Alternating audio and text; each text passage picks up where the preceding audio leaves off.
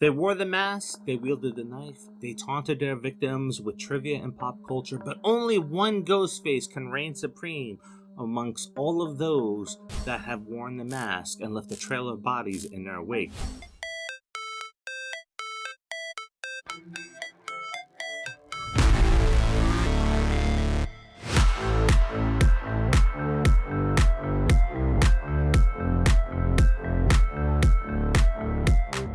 Welcome back, Nerdboxes, and today on this special edition of the Pop 5, we are going to review your results from your votes in our epic Ghostface Killer Community Bracket Battle.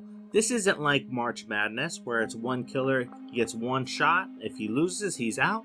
No, it's Billy Loomis going up against every single person that has worn that mask to earn points to see if he is truly number one.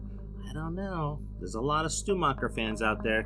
Could Stu overcome Billy and be number one? Or maybe it's a surprise like Roman or Mickey that would take the number one spot. I don't know, but there are some shocking things that we're going to cover. From Billy Loomis to Mickey to Stu, well, the debate is over. And you'll have to see for yourselves as who is the most iconic Ghostface voted by you. Now before we do that, Raycon has been nice enough to sponsor us, and let me tell you, the earbuds are comfortable, affordable, and the things you can do with it are fantastic. So we have an ad from the sponsor. Let's take a look at that.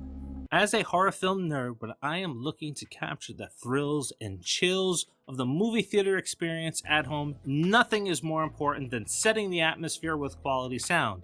And if I can't watch in my home theater because of the sounds of chainsaws and people screaming or waking up the neighbors and calling them to call the cops, I need a pair of earbuds that not only captures the experience, but also picks up all the small details in the film that you will not hear with standard earbuds or headphones. Showtime! I know what you're thinking. You don't need to spend money on earbuds when you can go out there and get a $10 pair of earbuds. I was the same way. That is until I plugged in a pair of Raycons to listen to some music, and I was blown away from the immersive sound that only further highlighted what I was listening to. So I decided to put Raycon to the test, harking back to my Blockbuster and Best Buy days with the movie Joyride. Girls, show them. What are we supposed to show? You're a fan of Cardi B, right? Yeah. Is she here? No, not the comedy from 2023, but the 2001 film about when two brothers go across country to pick up a girl, but decide to play a prank on a random truck driver. But when that prank goes wrong and a man ends up dead, that truck driver ends up kidnapping the girl and sets a fatal trap where somebody is not walking out alive. You may have seen this film before, but did you truly experience the tension that is built up through sound? You wouldn't have if you didn't have quality speakers, and here are some of the things that you missed that you can put Raycon to the test for too. There are smaller sounds like the latch of a wooden door as it's opened. And then we see Venom pulling pins from her chair and dropping them on the carpet while struggling to free her hands from the tape. The sound of a gunshot echoing throughout the room. These are all little details that you cannot hear if you do not have a quality set of earbuds. These earbuds are sure to satisfy any audiophile looking to get lost in a viewing experience or listening to music or just being lazy and needing to answer a phone call instead of pulling out your phone from your pocket. Now don't tell Jen that I've switched away from her present that she got me last year of another brand's earbuds that cost almost 3 times the amount of these Raycons, but the comfort level, the ease of use, and the sound quality is perfect for me. And you can switch too by using the code NERDBOX in the link in the description below, and you'll get 15% off of your first pair of Raycons. So definitely go and check them out. Put them to the test. Try out Joyride. Try out War of the Worlds, the scene where we have the airplanes flying over the mountain. You'll be surprised on how great these actually are. Okay, it's time. Grab your popcorn, turn up the volume, and it's time to let the Ghostface games begin.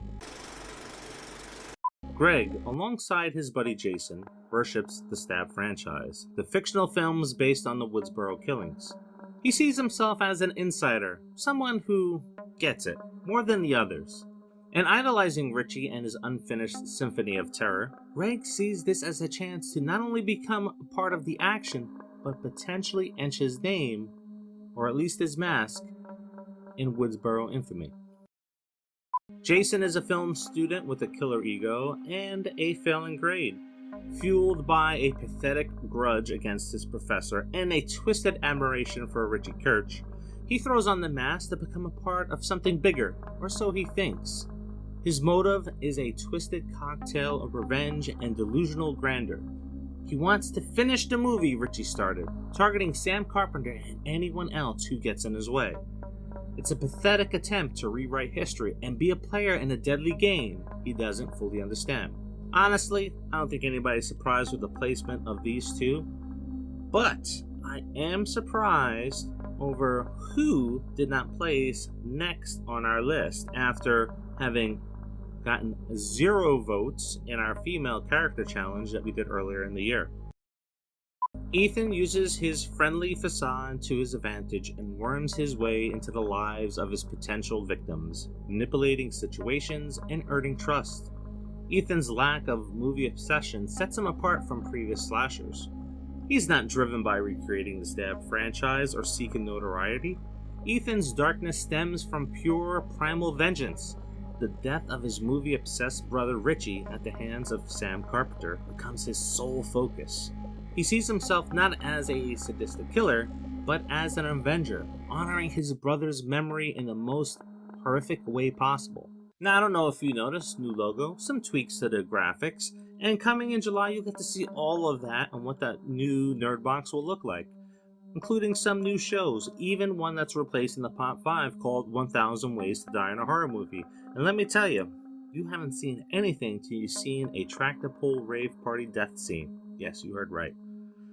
One of those other new shows is going to be The Final Cut, the show where we dissect deleted scenes from scripts of movies that you know and love.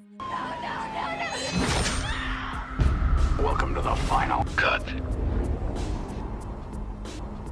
What hidden motive and what lost scenes may have added to characters' sinister motives, including Ethan killing his mother. So be on the lookout for that. Now let's continue with our list. Richie's motive isn't about revenge or personal vendetta. He's driven by a bizarre desire to be the ultimate fan, the one who writes the next chapter in a bloody saga. He craves a real-life sequel, a horror story with all the gory trimmings, and Woodsboro, with its dark past, becomes his twisted stage. Think of him as a horror movie critic with a knife.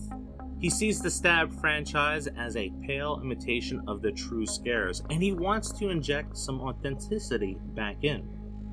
The murders he commits becomes his way of crafting the perfect narrative with himself as the mastermind, and Sam, his unsuspecting girlfriend, cast as the final girl.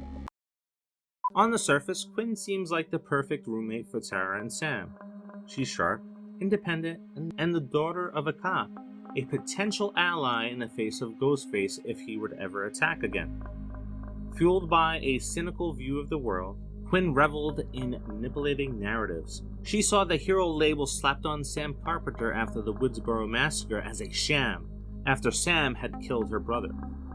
Richie wasn't the mastermind behind the latest murders in Woodsboro. He was just a victim framed for the media's next little darling survivor girl, Sam.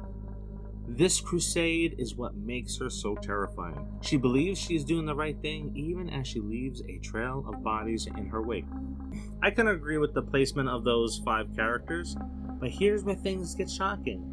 The next person on this list is not who you think it is. Amber is seemingly the sweet and protective best friend of Tara, who harbors a dark obsession, living in the house where Stu Macher, one of the original killers, resided. This proximity fuels Amber's twisted desire to resurrect the Ghostface murders and reignite the Stab franchise, the in-universe film series based on the Woodsboro killings.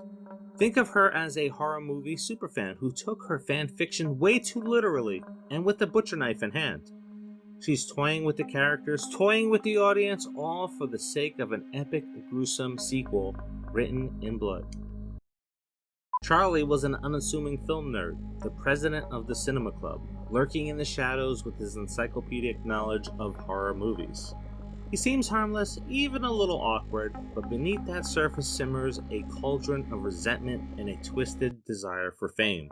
Charlie's motives are a tangled mess. He craves the attention he feels he deserves, yearning to be a part of something bigger, something legendary, just like the slashers he idolizes. But there's another layer. Charlie is infatuated with Jill Roberts, the apparent target of Ghostface in Scream 4.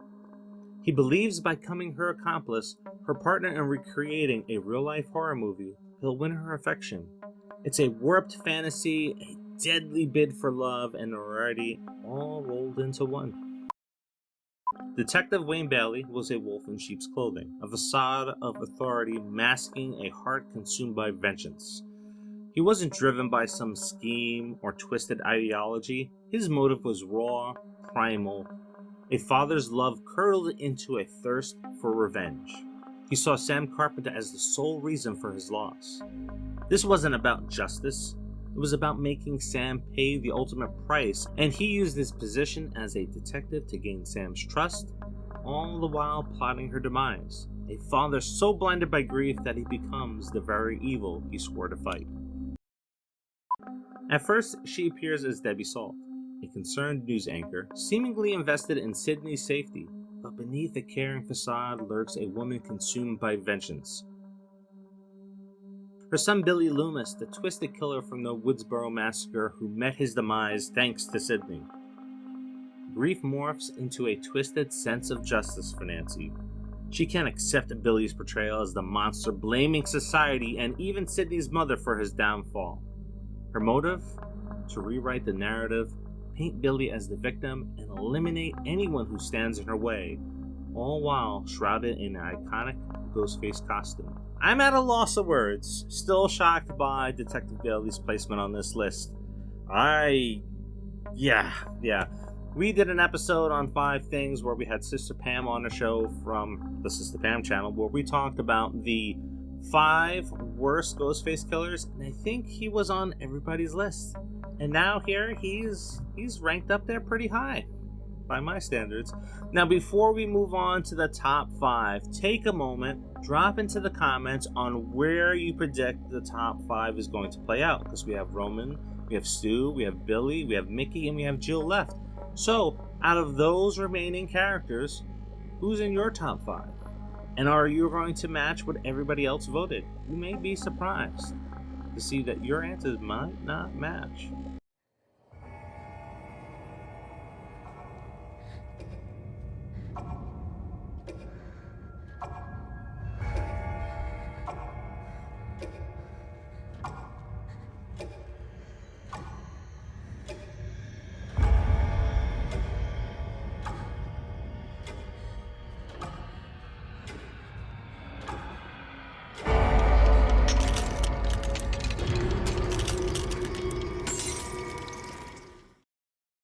Imagine a Hollywood producer obsessed with fame and notoriety, who believes his life has been a terrible sequel to Sydney's perfect original. That's Roman. His fury stems from being Maureen Prescott's illegitimate son, cast aside while Sydney enjoyed a happy family life. He sees himself as the forgotten negative, the outtake to Sydney's shining final cut. This rage twists into a murderous scheme as he orchestrates the entire Scream trilogy, pulling the strings like a deranged director, all to elevate Sydney's survivor status and exploit it for his own twisted fame. On the surface, Jill is Sydney Prescott's charming and seemingly innocent cousin, but beneath that facade lies a cunning and ambitious young woman with a twisted motive. She feels overshadowed, living in the shadow of her iconic cousin's legacy. This frustration fuels the dark desire to rewrite the narrative. Jill's a compelling character because she's not simply evil. She's a product of our media-saturated culture, where fame can be craved more than anything. Her descent into murderous manipulation makes her a chilling villain, a reflection of our own fascination with horror and the dark side of ambition. Now I'm going to give you a little teaser into the final cut. We're going to talk about the reason why Kate Roberts had to die. Welcome to the final cut. In a cutscene in the film, we gain some possible insight into Kate's character, and her possibly having some of her own demons, like her sister Maureen, Jill's aunt and Sydney's mom. It's all your fault, Sydney. Stay out of our town. Sweetheart, I'm sorry. I took a sleeping pill. I drank wine. I don't know what happened. I didn't hear a thing. I can't believe Olivia. I apologize to the both of you. I don't want to talk about it. Are you in pain?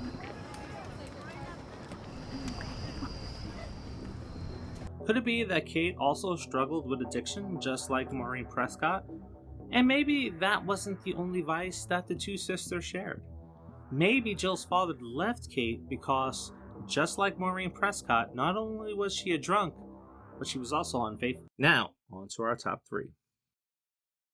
Mickey is a chilling cocktail of a movie buff and homicidal maniac. He's got that whole brooding artist thing going on, but is it sensitivity or something more sinister? As the body count rises, Mickey keeps things stirred up. He has a way of dropping creepy comments and filming everything, making you wonder if he's just documenting or getting off on the chaos.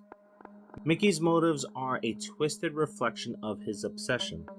He doesn't just want to kill. He craves the notoriety, the infamy that comes with being part of a legendary sequel. He wants the trial, the media frenzy. He wants to be immortalized as part of the horror movie sequel he's helping create. Alright, Nerdboxers, we're at our top 2. Don't forget to drop a like on the video and subscribe to the channel if you haven't already. Now let's get to it. Stu is like a sugar-coated razor blade. On the surface, he's the life of the party, obnoxiously charming with a goofy grin that could disarm suspicion. He's the guy cracking jokes, quoting movies, seemingly existing on a plane of teenage enthusiasm. But beneath the facade lurks something dark. A thrill-seeker with a taste for anarchy, hinted at by his obsession with horror movies and a sadistic streak that surfaces when the mask goes on. He's the friend you think you know, the fun-loving classmate with a hidden potential for chaos. That's what makes him so terrifying, the monster disguised as a high school jester. Billy isn't your typical horror villain. He's the seemingly charming boyfriend with a winning smile and a dark secret.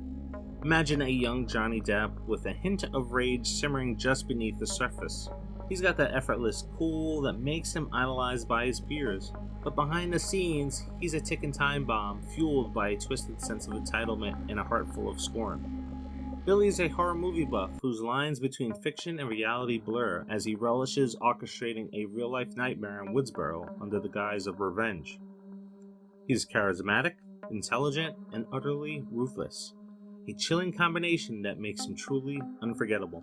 The Ghostface games have come to an end until we see killers under the mask in the future films. That's right, they're talking about doing 3 more films, so I'm excited about that, and hopefully Spyglass has gotten their head out their ass. But let's talk about your list. How does it stack up against the thousands of votes that were received in our YouTube and Facebook community? Did anybody get it exactly right? I know I wouldn't have, because Amber and Charlie definitely would have come higher than Nancy and Detective Bailey. Richie, where he's at, I can be swayed either way, but he's annoying. Now, before you go, don't forget to drop a like on this video. If you're not subscribed to the channel, please do. The likes and the comments and the subscription really helps because YouTube has changed their algorithm. So if you like Scream stuff, you might not see the 70 plus videos that we have on Scream where we go into theories and Easter eggs and behind the scenes. So definitely make sure that you subscribe to the channel, drop a like and drop a comment so we can get out there a little bit further. Anyway, thank you once again for stopping by for another video here on the Nerd Box. I appreciate your time, and until the next, see ya.